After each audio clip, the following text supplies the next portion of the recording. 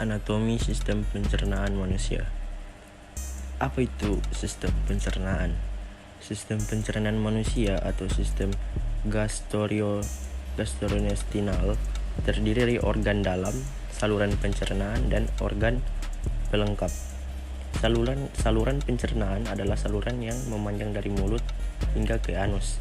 Saluran yang disebut saluran gastrointestinal ini berfungsi memecah dan menyerap gizi makanan untuk dikirim melalui peredaran darah.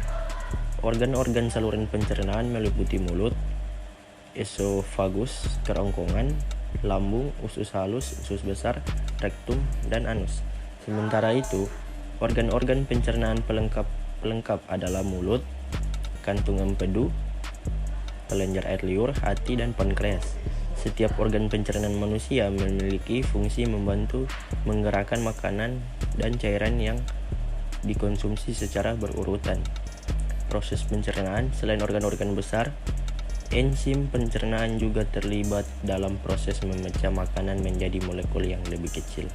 Ada pula triliunan bakteri bermanfaat di dalam usus yang disebut flora atau mikrobiota. Dalam proses pencernaan, makanan yang dikonsumsi akan diuraikan menjadi zat gizi makro dan mikro.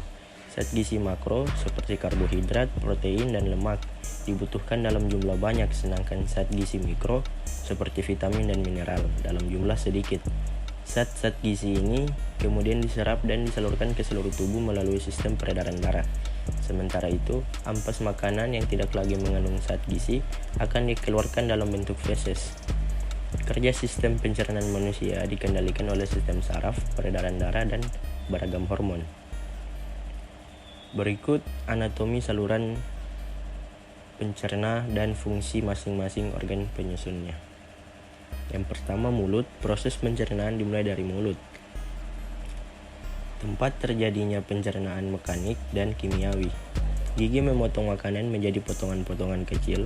Potongan-potongan kecil makanan lalu dibasahi oleh air liur sebelum lidah dan otot-otot lain mendorong makanan ke dalam faring dan kerongkongan. Bagian luar lidah terdiri dari papila, yakni tonjolan-tonjolan yang berfungsi mencekram makanan dan mengenali rasa. Sementara itu, kelenjar ludah yang terletak di bawah lidah dan dekat rahang bawah menghasilkan air liur ke dalam mulut. Air liur memecah karbohidrat dengan salah satu enzim pencernaan terpenting bagi manusia, yaitu enzim amilase.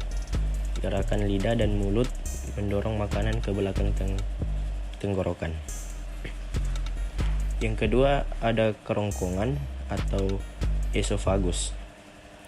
Kerongkongan adalah saluran yang menghubungkan mulut dengan lambung. Saluran ini merupakan jalan bagi makanan yang telah dikunyah dari mulut menuju proses pencernaan selanjutnya di dalam lambung. Otot-otot kerongkongan memindahkan makanan dengan gerakan peristatik. Gerakan kontraksi dan relaksasi otot ini mampu mendorong makanan ke lambung. Pada ujung kerongkongan terdapat sfinkter atau otot-otot berbentuk cicin. Otot-otot ini memungkinkan makanan untuk masuk ke lambung dan kemudian menutup untuk mencegah makanan dan cairan naik ke kerongkongan. Yang ketiga ada lambung. Organ berbentuk huruf J yang berukuran sekitar 2 kepalan tangan. Dalam sistem pencernaan manusia, lambung terletak di antara esofagus dan usus halus pada perut bagian atas.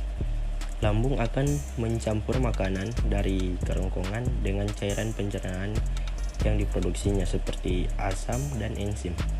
Di dalam organ ini, makanan diolah menjadi bagian-bagian kecil dalam bentuk setengah padat yang disebut kim. Setelah proses pencernaan selesai, kim akan dilepaskan sedikit demi sedikit